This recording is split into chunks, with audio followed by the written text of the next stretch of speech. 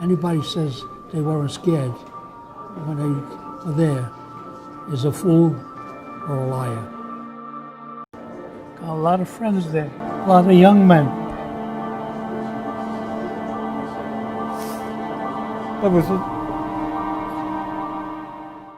I almost froze on the beach. We had to crawl up the sand, this deep sand. They had no idea what was on that island. And our objective was take the hill. They called it a hill. We were Marines. They say, you go, you go.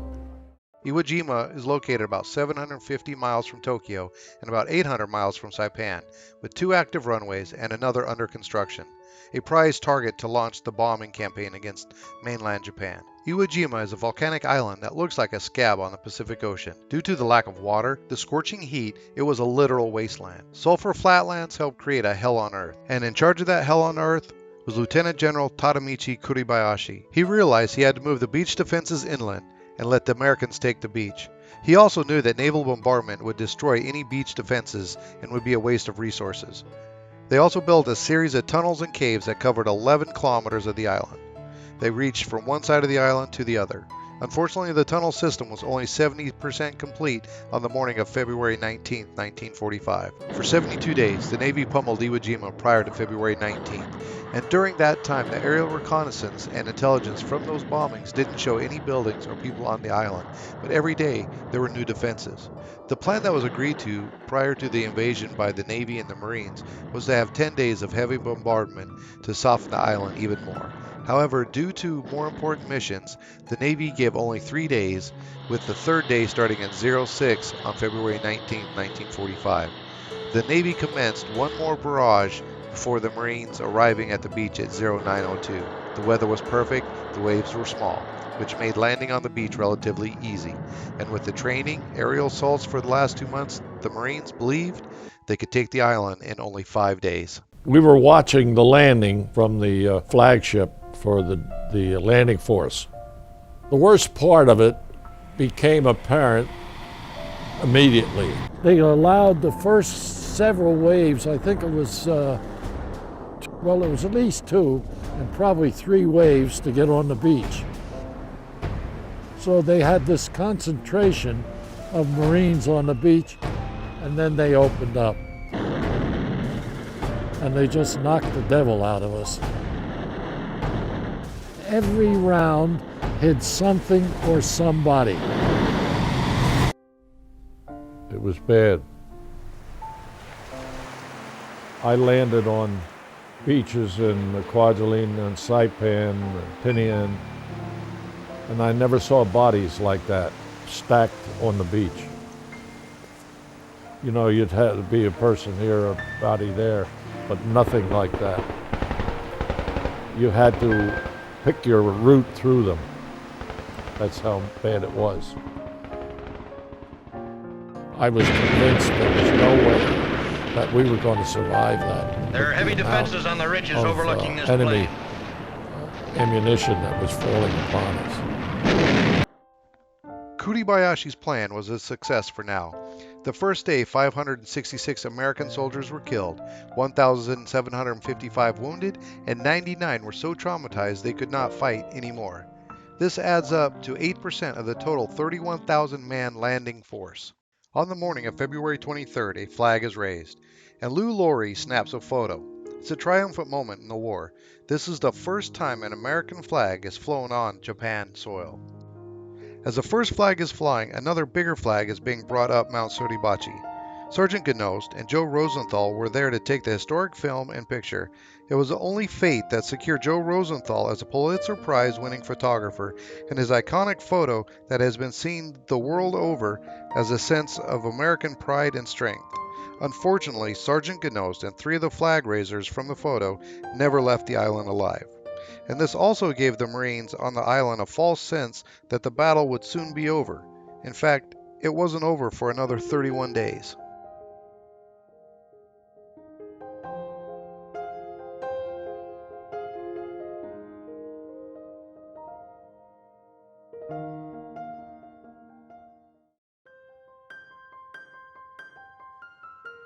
During the next 31 days, More than 50,000 Marines flooded to the island, along with their equipment, to finish the job.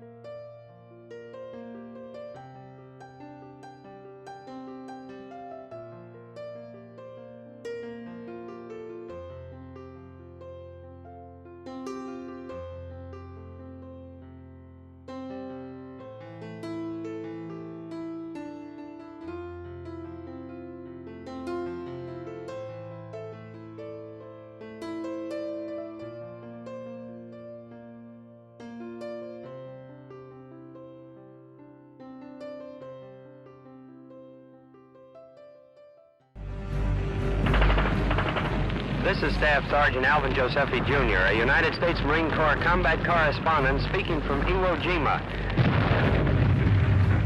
An attack is underway, and so far this morning, in a couple of hours, they have gone approximately 500 yards through the most difficult kind of terrain. This island is studded with pillboxes, and they have already passed through several lanes of them and have passed over the volcanic ash, the terrible yellow, craggy, rocky, lifeless soil of this part of the island. Whoops, some bullets are whistling past us. We are in the open. Japanese mortars and also small arm fire are occasionally dropping around us. A fortified island. I compare it to the Siegfried Line or one of those fortified lines in Europe, except that this is the entire island studded with such a line. Well, this is a moment at Iwo Jima. It is what the men are living under in their foxholes here. When you go to bed in your foxhole at night, you lie awake usually for hours listening to this. Now, this is Staff Sergeant Alvin Josephi Jr. concluding this broadcast from Iwo Jima.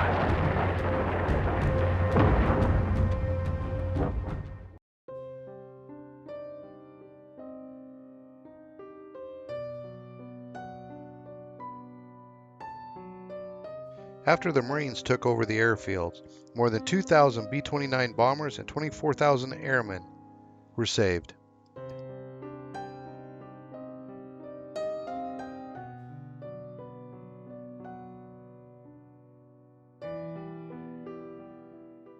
Intelligence told the Navy and the Marines there was only 13,000 Japanese on the island because of the lack of water. Also, they planned for bonsai attacks, which were seen on the other islands. The Japanese lasted for 36 days on a half a cup of water and a handful of rice, and taking to heart Kuribayashi's 6 statements called the Courageous Battle Vows. He distributed these to all the men, and they would be recited in the morning or other times if felt needed. Number 1, we shall defend this place with all our strength to the end. Number 2, we shall fling ourselves against the enemy tanks, clutching explosives to destroy them. Number 3, we shall slaughter the enemy, dashing in among them to kill them. Number 4, every one of our shots shall be on target and kill the enemy. Number 5, we shall not die until we have killed 10 of the enemy. Number 6, we shall continue to harass the enemy with guerrilla tactics, even if only one of us remains.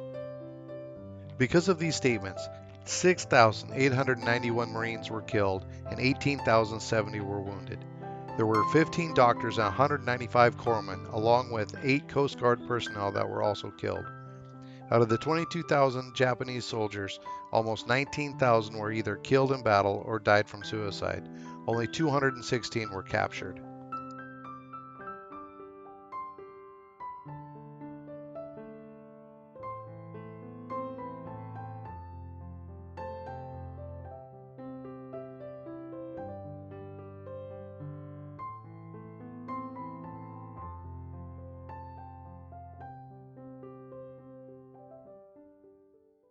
Those of who are here who came home are not the heroes. The heroes are those who never came home. Our regimental commander, Harry the Horse, Colonel Liversedge, met us and he said, men, he said, before we go aboard the Higgins and join our transport and go back to Hawaii, I want you all to line up and go through our 5th Marine Division cemetery, and I want you to say goodbye to your buddies. And we lined up and we headed for the gate. It's at the foot of Suribachi. It's not there now.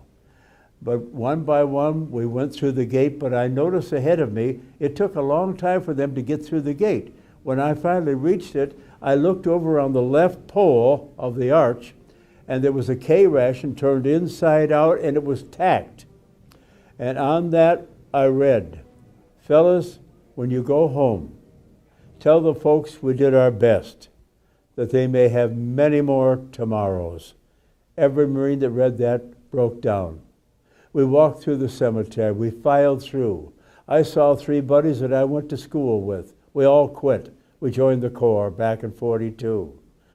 War is dirty, it's brutal, it's dehumanizing, and that was Iwo Jima.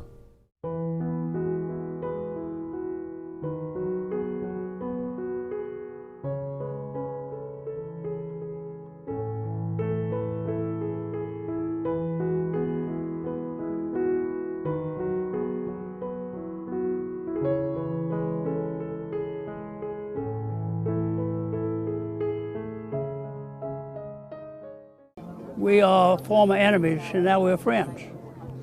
And the transition from being enemies to being friends has taken time for some. But the life, the widow of Lieutenant General Kurobayashi, who commanded the forces here when we landed, expressed it very succinctly for us in 1995 when she said, former enemies, now friends. And together, we must not let this type of warfare happen again.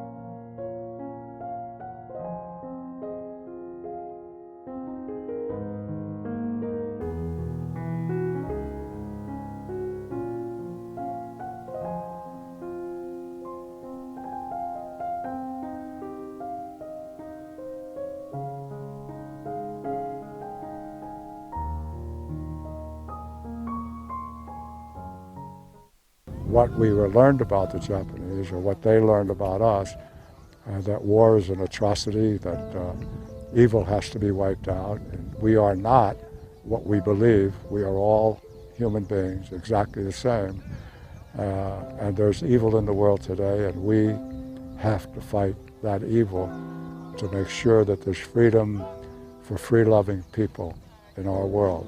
And you guys in the Marines, and Navy, Air Force, are the ones with that responsibility, and I know you fulfill it well.